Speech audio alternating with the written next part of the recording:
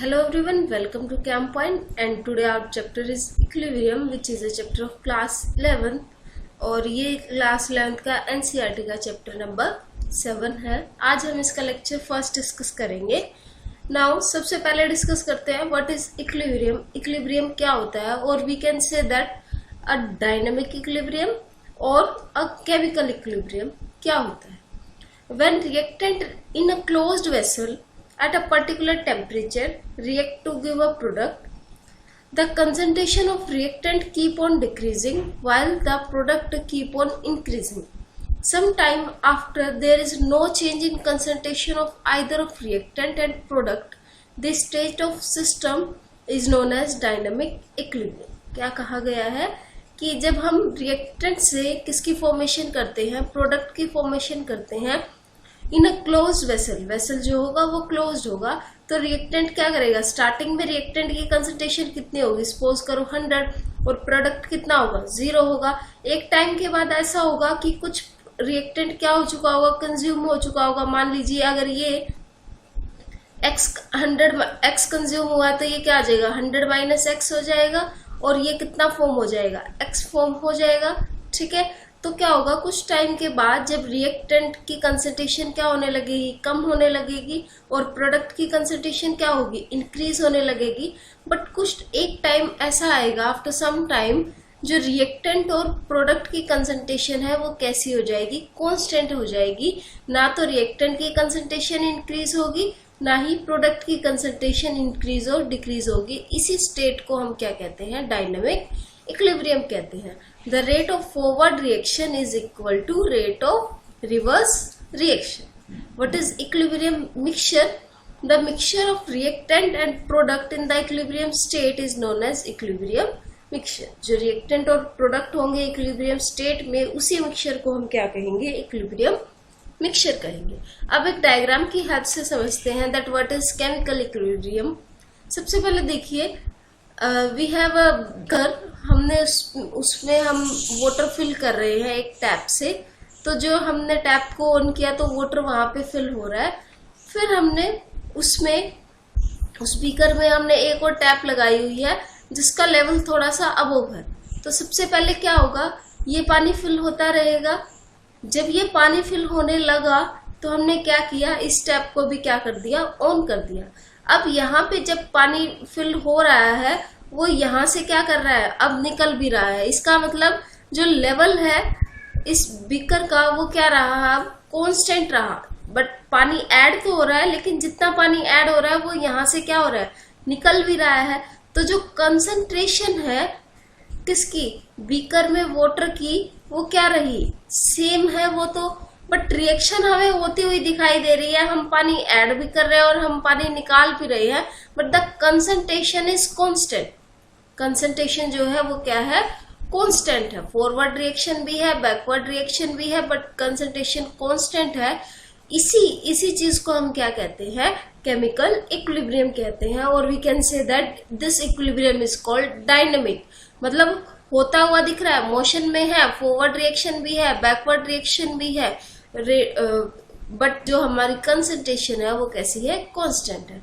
Now अगर हम graph से देखें that is rate of reaction with time in forward reaction. देखिए अगर आप रिएक्टेंट से प्रोडक्ट की फॉर्मेशन करेंगे एंड फिर प्रोडक्ट से रिएक्टेंट की concentration, this is sine of equilibrium. Okay, जब हम रिएक्टेंट से प्रोडक्ट की कंसंट्रेशन फॉर्मेशन करेंगे तो रिएक्टेंट की कुछ कंसंट्रेशन होगी, इसलिए रिएक्टेंट का जो ग्राफ है वो फॉरवर्ड रिएक्शन का वो कहाँ से स्टार्ट हुआ है, ऊपर से शुरू हुआ है। क्यों? क्योंकि उसकी कुछ ना कुछ कंसंट्रेशन उस टाइम पे होगी और फॉरवर्ड ही बनेगा वो, हमेशा प्रोडक्ट की फॉर्मेशन करेगा।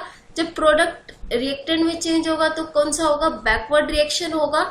ओके, रिवर्स रिएक्शन होगा और वो किससे शुरू होगा, 0 से, क्योंकि पहले शुरू में तो रिएक्टेंट ही होगा रिएक्शन में, प्रोडक्ट हमारा बना ही नहीं होगा।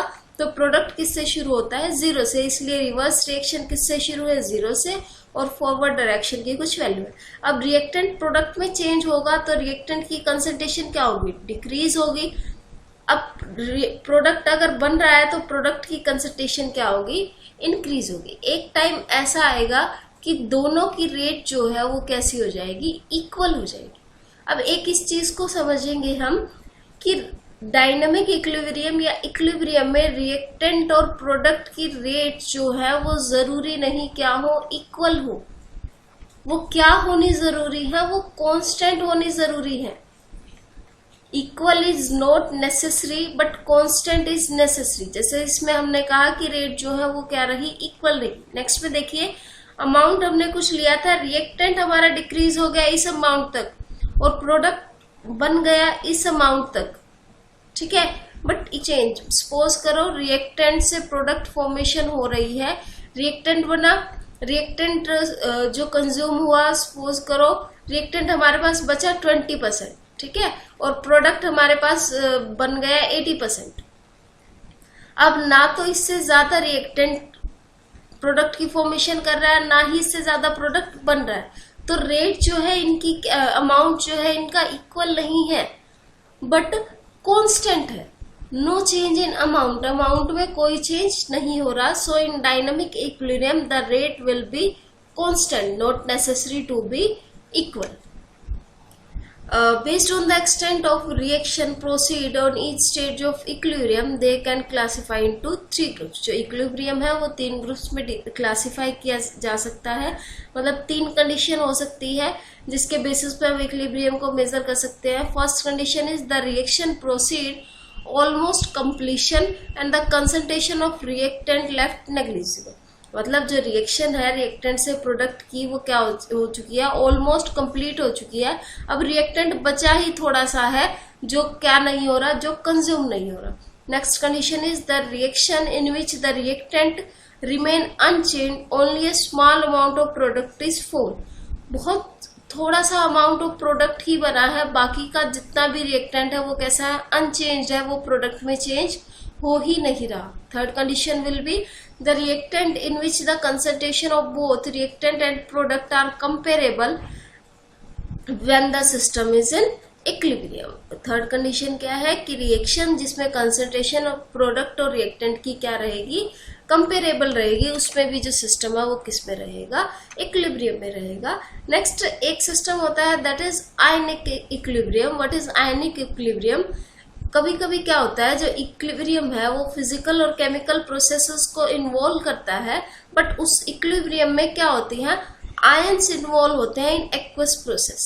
आयंस मतलब कैटायंस और एनायन इन्वॉल्व होते हैं। एक्वस सॉल्यूशन मींस वाटर के अंदर कैटायन और एनायन भी इन्वॉल्व होते हैं फिजिकल और केमिकल इक्विलिब्रियम के अलावा। उस इक्विलिब्रियम को हम क्या कहते हैं, ionic equilibrium. Now we are using 2 terms, physical and chemical equilibrium. तो डिटेल में समझते हैं सबसे पहले इक्विलिब्रियम एंड फिजिकल प्रोसेसेस, और we can say that physical equilibrium क्या होता है। Characteristic of a system at equilibrium is better understood if we examine some equilibrium processes. हम पहले फेज ट्रांसफॉर्मेशन पढ़ते हैं। What is phase transformation? हमारे पास 4 स्टेज होती है मैटर की, solid, liquid, gas and plasma. Plasma ज्यादा स्टडी नहीं की जाती, तो हम फेज ट्रांसफॉर्मेशन क्या होता है कि सॉलिड से लिक्विड में चेंज हो जाए, लिक्विड से गैस, गैस से लिक्विड हो जाए, लिक्विड से सॉलिड हो जाए, और we can say that solid से गैस जाए और गैस से सॉलिड जाए। मैंने थर्मोडायनेमिक्स में आपको ये फेज ट्रांसफॉर्मेशन डिटेल में समझाया हुआ है। सॉलिड एंड लिक्विड, लिक्विड से गैस जा सकता है और सॉलिड से किस में जा सकता है, गैस में जा सकता है। तो सबसे पहले इक्विलिब्रियम पढ़ते हैं व्हेन सॉलिड लिक्विड इक्विलिब्रियम। अब सॉलिड लिक्विड इक्विलिब्रियम कब होगा?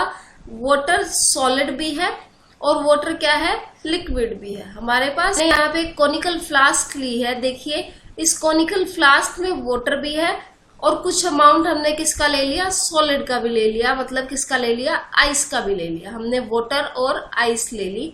अब क्या होगा, rate of melting of ice equal to rate of freezing of water.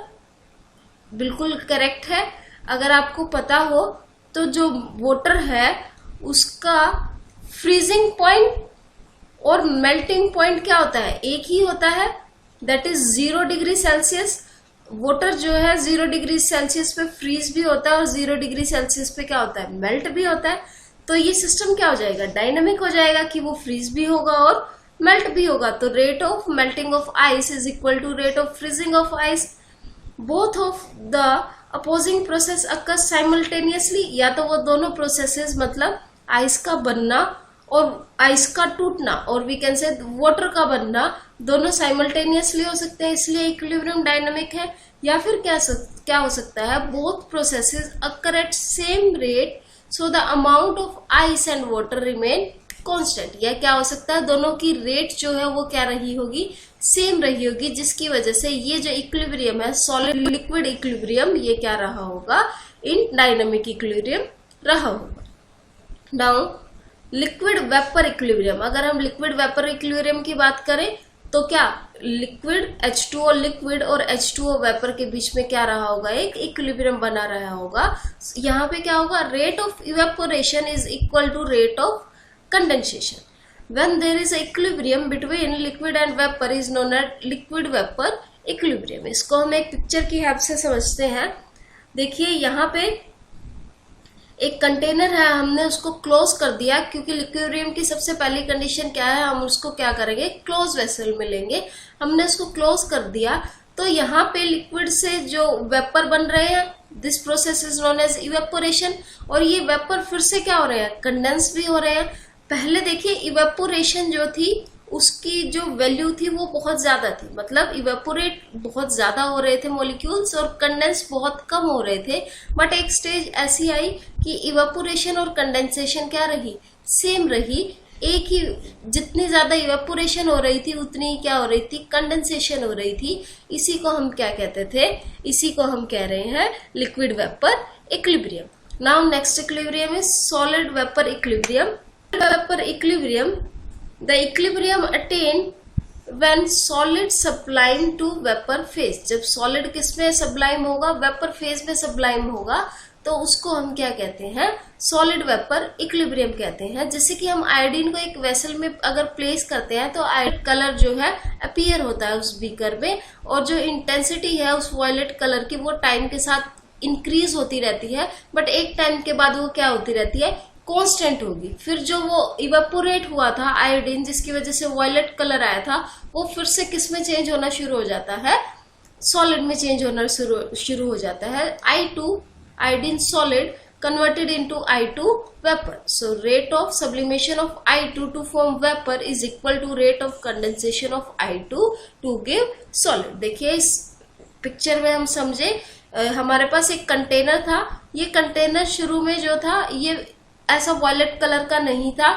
ये एक ट्रांसपेरेंट था। बस हमने इसमें क्या लिया था, आयोडीन लिया था। बट विद टाइम आयोडीन क्या होना शुरू हो गया, आयोडीन ने इवेपोरेट होना शुरू हुआ, वेपर्स की फॉर्म में आना शुरू हुआ, जिसकी वजह से कलर जो है वो कैसा हो गया, बीकर का वॉयलेट में चेंज हो गया। अब एक टाइम ऐसा आया जब वो वेपर्स में चेंज होता रहा, बट आफ्टर सम टाइम जो वेपर्स थे फिर से किस में चेंज होना शुरू हो गए, सॉलिड में चेंज होने शुरू हो गए।